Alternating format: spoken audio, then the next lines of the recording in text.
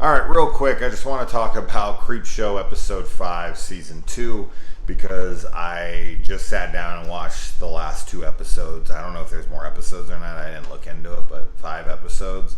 I don't know. Creepshow, the show, is whatever to me. It's very blah, it's very bland, it's whatever. The first episode this year in Season 2 was pretty shocking to me because it was kind of like a meta Evil Dead sequel, like Bob Ross versus Evil Dead, and I was like, whoa, what is this? This is interesting.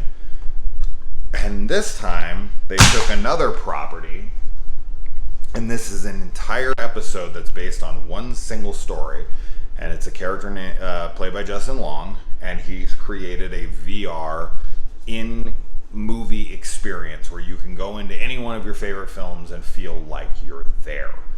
And his film of choice was shocking to me because, and his wife character in this movie even says it. She's like, nobody even cares about this movie. Nobody's ever even seen this movie.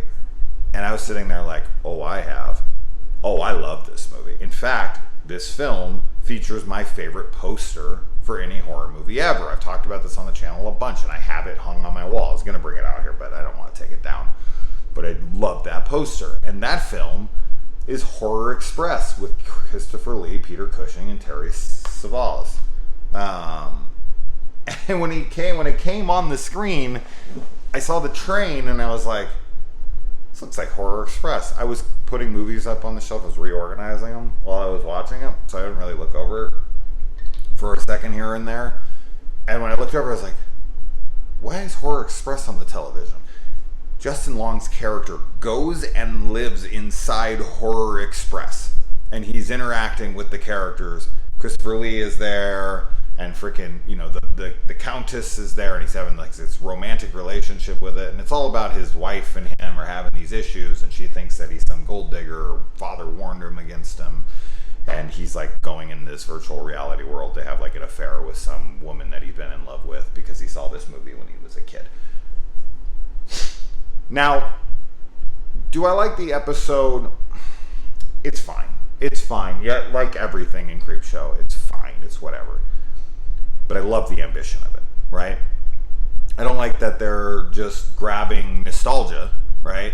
Although I guess Horror Express isn't really nostalgia, is it?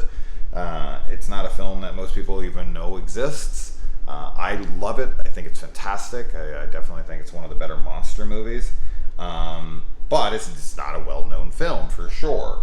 And I just, seeing it in this film and seeing him in it and talking about how much he loves it and seeing scenes play out, cutting it in a way where it seems like he's interacting with these characters and their dialogue in the film was really cool. I mean, it was really cool. It was very nostalgic for me. I don't know if that speaks to the quality of the episode, but I love that someone loved Horror Express enough to write an entire episode of Creepshow, dedicating an entire 40 minutes to a guy that wants to live inside one of the lesser known, most awesome fucking horror monster movies ever to me. I just had to talk about it really quick because it's Horror Express. If you guys have watched my channel long enough, you know I rave about Horror Express, and I always talk about how no one's ever heard of it, no one ever talks about it. And here I get an entire 40-minute episode dedicated to some dude who's in love with Horror Express and is obsessive with it and wants to go live inside of it. And we get multiple scenes. I mean, half this fucking episode is scenes from this, which is kind of lazy, right? Where half your scenes, it's like Silent Night, Deadly Night Part 2 or something, where half your movie is scenes from another movie. But I don't care. I don't care. It was like Ready Player One for a horror geek. Even though Ready Player One did have that amazing Shining sequence for any horror geek. If you didn't see Ready Player One, you missed out on that Shining sequence, which is like 10-15 minutes long. And it's the greatest horror homage I've ever seen in my entire life. But yeah, Horror Express, completely explored in this full episode, and hopefully it gets more eyes on this film. I'm assuming this is probably on Shudder at this point. I can't imagine it's not. But yeah, the episode's fine. But seeing Horror Express was so cool. And seeing a meta Evil Dead sequel with Ted Raimi bringing the Necronomicon and it actually being Deadites was cool too. So 2 very unexpected, nostalgic things in Creepshow Season 2. So it's not all a loss, I guess, with that show. There's definitely some things that can surprise me. And the Evil Dead thing and this Horror Express thing were huge shocks. Huge.